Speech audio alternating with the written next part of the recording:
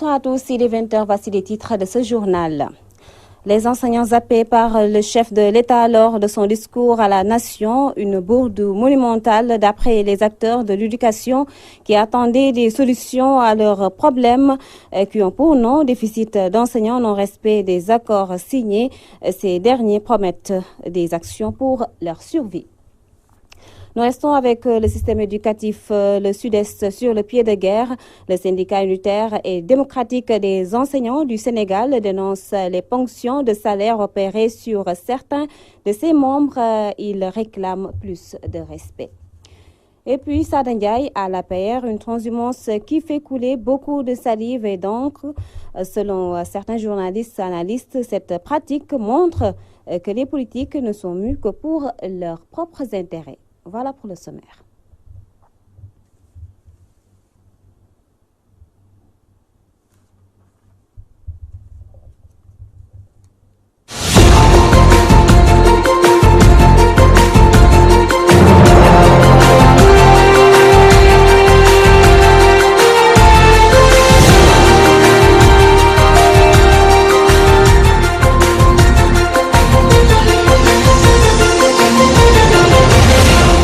Bienvenue à tous. Déficit d'enseignants, non-respect des engagements de l'État, ce sont les questions sur lesquelles les syndicats d'enseignants attendaient le chef de l'État lors de son discours à la nation. Mais ils sont restés sur leur faim puisque Macky Sall n'a pas évoqué les questions essentielles. Du coup, les enseignants restent vigilants et exigent le respect des engagements. Mamoudou Diaby Gassama. À la nation, le chef de l'État a dévoilé qu'en ce qui concerne l'école, les efforts de son régime sont plus orientés vers l'infrastructure. Cependant, les acteurs de l'éducation se disent oubliés par le président de la République, Abdoulaye Ndoye, secrétaire général du CUSEMS, et Doudou Ndiaye, un des responsables du Sud-Est. Je dois dire que nous, le CUSEMS, nous sommes restés sur notre faim. Le président n'a pas évoqué les questions majeures qui concernent directement les enseignants. Les enseignants aujourd'hui demande le respect des accords signés entre le gouvernement et les syndicats, entre autres accords, la question de l'alignement de l'indemnité de logement, on ne peut plus l'occulter. Sur toutes ces questions, ce qui sont des questions majeures, et le président ne s'est pas prononcé. Aujourd'hui, dans le discours, le gouvernement n'a rien dit sur les revendications des enseignants. Aucun plan de recrutement massif n'est annoncé dans son discours. Partout, il y a un déficit massif du personnel enseignant. Et nous exigeons que le gouvernement, pour l'année 2017-2018, opère à un recrutement massif d'enseignants. Autre question qui est absente du discours du chef de l'État, c'est les dettes de l'État du Sénégal vis-à-vis des enseignants. Donc, sur cette question-là, le gouvernement, nous ne pouvons pas dire que nous sommes très satisfaits de ce discours-là. Par ailleurs, il reste vigilant pour suivre la mise en œuvre des promesses de Macky Sall. Sur les infrastructures, nous sommes comme Saint-Just maintenant, nous avons perdu notre naïveté.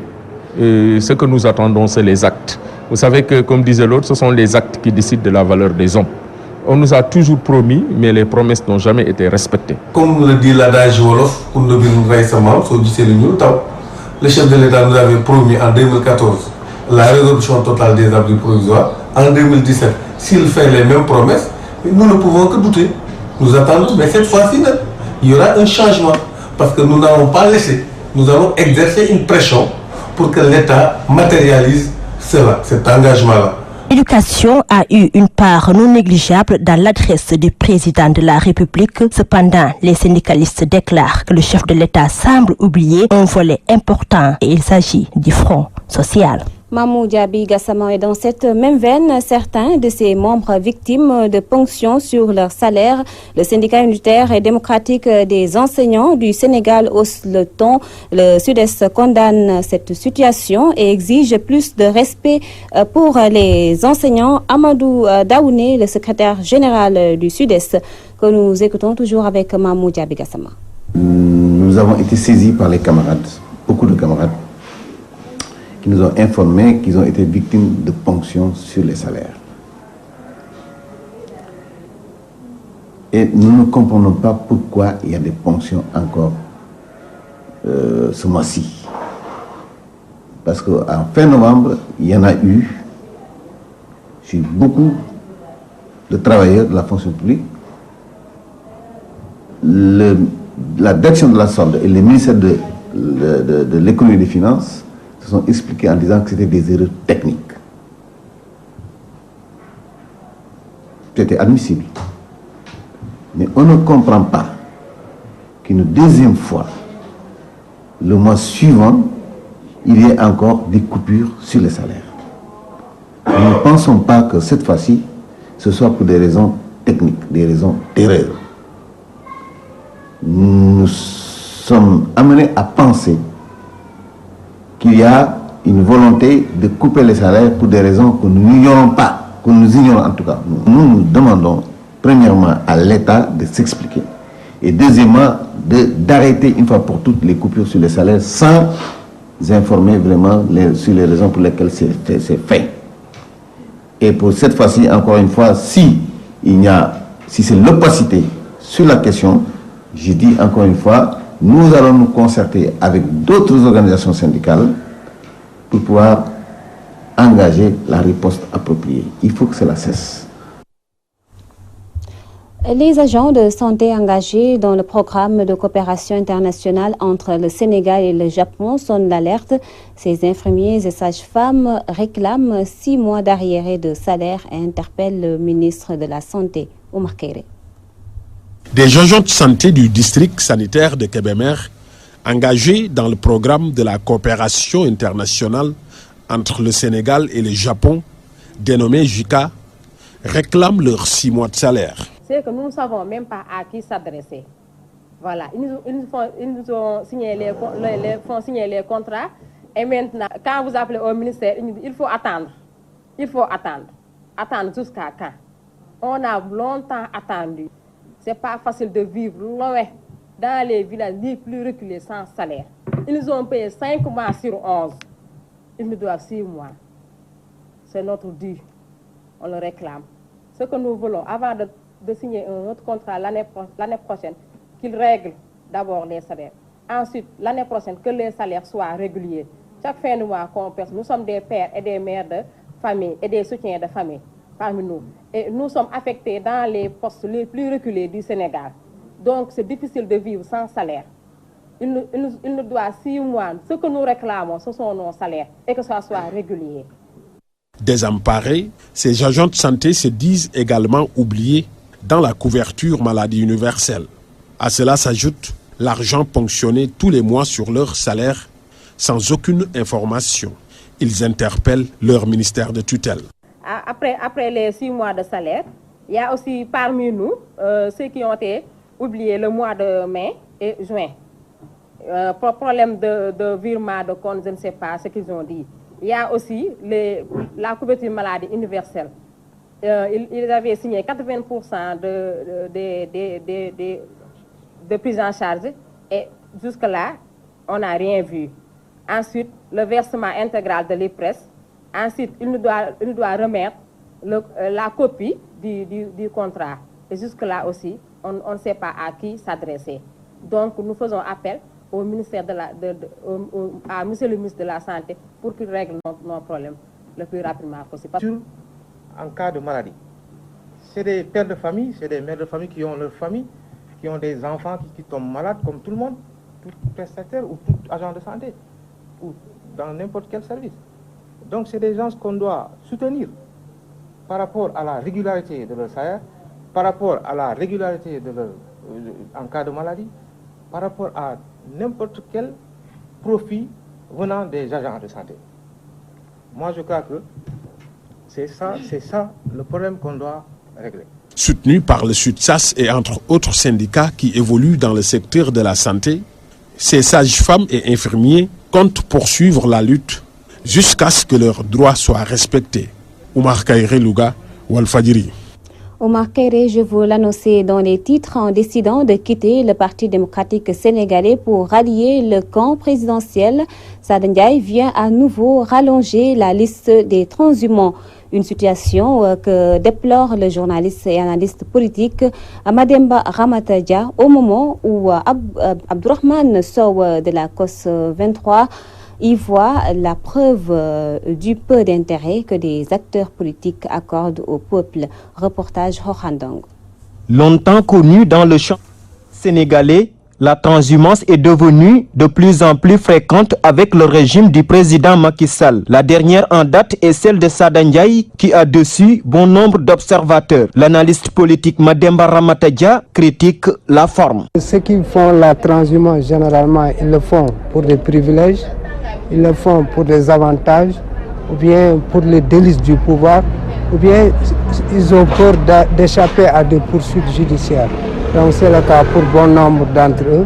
Donc ce qu'il faudrait faire maintenant, malheureusement, le président de la République, Macky Sall, est devenu le chantre de la transhumance. Abdourahmane Sow du mouvement COS M23 lui emboîte le pas en affirmant que les acteurs politiques ne se soucient que de leur propre intérêt. Depuis le début de son mandat, le président de la République nous a vraiment habitués à encourager effectivement cette démarche de transhumer. On s'en réduit à croire qu'effectivement la préoccupation majeure effectivement des acteurs, c'est le gain et le profit individuel et crypto-personnel. La décision de Sada Ndiaye de rallier le camp présidentiel a surpris plus d'un et attise encore le débat autour de la transhumance. Ainsi, certains analystes parlent d'une nécessité de mettre en place des solutions pour mettre fin à ce phénomène qui ne fait que ternir l'image des politiques. Hokhandong politique, toujours les karimistes de Nderep dans le département de Bombay dénoncent la gestion du pays par le régime de Macky Sall. Ces libéraux qui voient une dynastie Faisal à la tête du pays fustigent les nombreux scandales financiers restés impunis. Mamadou Makhtar Sarr. Le Sénégal n'appartient pas à la dynastie Faisal dont la gestion se singularise par son opacité et par des scandales financiers. Conviction des karimistes de Nderet dans le département de Bambey. Ils tenaient un vaste rassemblement. Les dérives autoritaires du régime de Macky Sall, au-delà de multiples restrictions de liberté individuelle et collective, vont jusqu'à la confiscation indécente de la volonté populaire. Que Macky Sall sache que le Sénégal n'appartient pas à la dynastie Faisal, dont l'ancêtre se singularise par son opacité et par des scandales financiers. Revenant sur les déclarations de Mimi Touré, ces karimistes parlent de contre-vérité. Nous ne saurons terminer sans un mot de désolation contre les déclarations mensongères de Mme Mimi Touré. Concernant les 200 milliards volés par son propre camp, ces propos infondés à l'égard du candidat Karim Wade montrent que Mimi Touré n'a aucun respect au peuple sénégalais. Elle peut continuer à verser dans la gaminerie et dans l'enfantillage, mais le candidat Karim Wade ne trompera jamais son peuple. Ces karimistes de Nderet mettent en garde les tenants du pouvoir contre toute tentative d'empêcher leur leader Karim Wade d'être candidat à la présidentielle de 2019. La cellule de Nderet, en particulier, et l'ensemble des karimistes et souteneurs du président Karim Wade qui sont au département de Bambey mettent en garde contre toute terrifière tendant à empêcher notre leader et candidat du Parti démocratique sénégalais PDS d'être plébiscité par le peuple du Sénégalais. Au terme de cette rencontre, ces karimistes appellent leurs frères de parti à une mobilisation. Touba Mbaké, Mamadou Makhtar Sarr pour la radio-télévision Walfadjri. Mamadou Makhtar Sarr, le conseil municipal de Pékin rend hommage à la défunte Fatoumata Matar Ndiaye. Cette dernière avait de son vivant initié le bébé de l'année dans la localité, une occasion saisie par le maire Abdoulaye Timbo pour étaler les réalisations de la municipalité. Abdoulaye Timbo est avec Théodore Semedo. Nous venons de boucler cette tournée que nous avons entamée avec l'arrondissement de Dagoudane, parce qu'en fait l'option de Fatoumata Matar Ndiaye, feu Fatoumata Matar Ndiaye, qui était initiatrice de ce bébé de l'année dans le département de Pékin, c'était de le faire chaque année au niveau des 3 arrondissements. Donc l'arrondissement de Dagoudane, l'arrondissement de Thiaroye et l'arrondissement de Niayes. Donc nous avons commencé avec l'arrondissement de Dagoudane, où effectivement le bébé de l'année est une fille. Et quand on a été aussi à Thiaroye, dans l'arrondissement de Thiaroye, on a trouvé encore une fille. Cela veut dire beaucoup de choses. Nous venons de terminer ici dans l'arrondissement d'Eniaï, c'est encore une fille. Ça nous rappelle beaucoup de choses, avec beaucoup d'émotions, mais c'est vrai aussi que la marraine de cette année, Fatoumata Martane Ndiaye, était une femme de générosité, une femme de cœur, une femme qui était d'une bonté et d'une ouverture extraordinaire. Nous allons installer tous les blocs opératoires, et c'est pas seulement un bloc opératoire dans le district sanitaire de Keur Massar, mais c'est 3 blocs opératoires dans les 3 districts sanitaires. District sanitaire de Baïtala Diop, district sanitaire de Diamaguène Sicap Mbao et district sanitaire de Keur Massar. Comme le dit le maire tout à l'heure, c'est vrai que ça va nous aider à relever le plateau technique de la santé au niveau du département de Pikine. Je ne m'en arrêterai pas là, parce qu'en fait, il faut reconnaître aussi que nous avons terminé les travaux du dispensaire de la grande mosquée de Pikine, qui est aussi pour son équipement, tout le matériel est déjà disponible. Mais celui-là, nous voulons que le président de la République, quand il sera là, pour inaugurer la grande mosquée, qu'il puisse aussi inaugurer vraiment le dispensaire de la grande mosquée. La commune de Latmingué, Macoumba Diouf, lance les activités de l'école du parti en choisissant le village de Tchikat Djeri. Il entend ainsi donner aux militants de l'APR des moyens de devenir des citoyens modèles au service de leur pays. Voici Macoumba Diouf au micro de Al-Hassan Ba. Pour du développement. Un Sénégal de tous. Nous avons fait plus de 200 km pour le lancement de l'école du parti, ici à Tchikat Djeri, dans la commune de Latmingué. Nous voulons axer ce projet sur la formation de bons citoyens, car un militant bien formé devient un citoyen modèle. La formation aussi sera axée sur la solidarité entre militants, sur la vision politique, entre autres.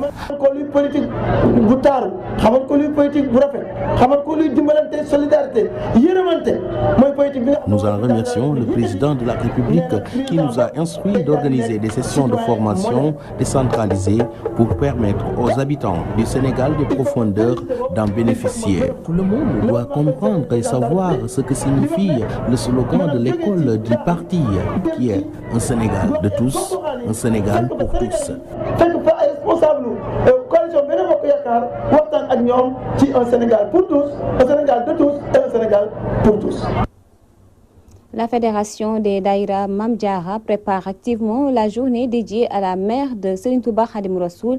Au cours d'une rencontre à Guédiawaye, les responsables de la fédération ont appelé les talibés mourides à se mobiliser pour la réussite de cet événement. Ndeye Diop, présidente de la Fédération des Daïra Mame Diarra, est au micro de Théodore Semedo. Merci Babacar. Donc, si je devais présenter l'Union Diarra des femmes mourides, je dirais que c'est une entité coordonnatrice et fédérative de la réflexion et de l'action des femmes mourides du monde, qui impacte sur l'éducation, sur le développement, sur la lutte contre les antivaleurs. Donc, c'est une entité créée sous le ndigal de Cheikh Mouhamadoul Mountakha et Cheikh Mouhamadoul Bachir. Ces journées que nous organisons entrent dans le cadre des manifestations, des événementiels annuels de l'Union organisés en prélude au Magal de Porokhane. Il s'agit d'une journée Al-Khouranul Karim où nous avons choisi que des femmes dont Sokhna Diarra est le guide et l'idole. Donc, en répétition 33 fois, conformément à l'âge de Mame Diarra, apprennent le Coran, récitent le Coran.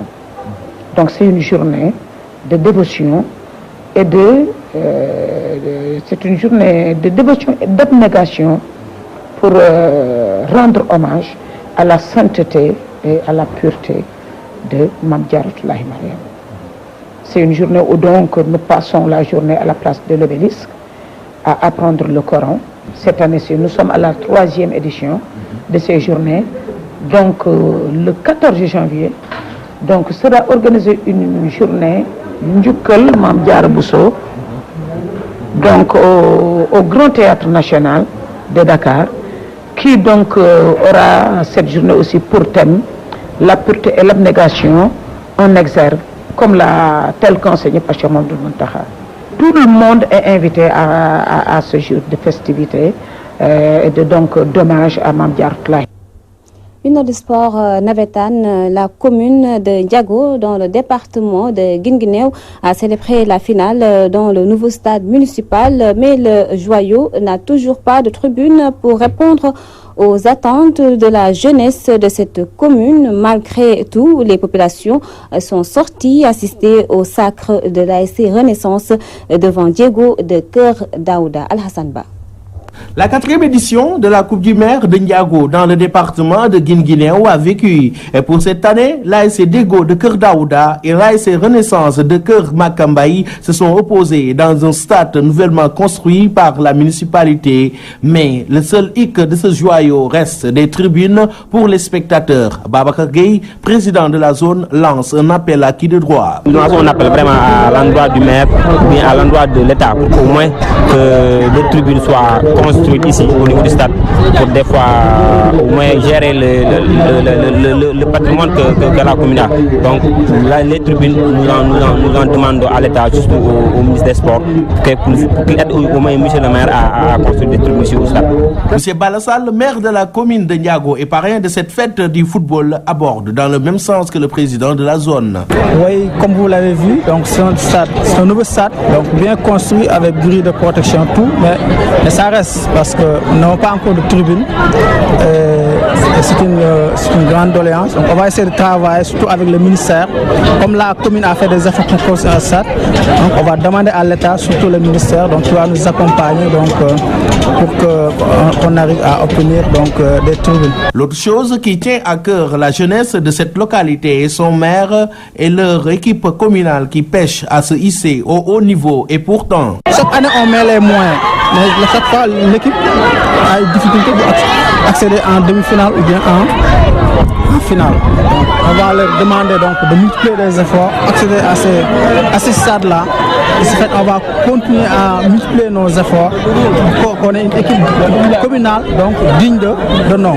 Pour rappel, l'ASC Diego et ASC Renaissance qui ont rivalisé d'ardeur, de vitesse et de talent n'ont pu se départager qu'à la série de tirs au but après un score nul vierge. 5 tirs à 4 pour l'équipe de Keur Makambaï aux dépens de celle de Keur Daouda. Ndiago, Al-Hassan Ba, Abdoulaye Dia, Walfadjri.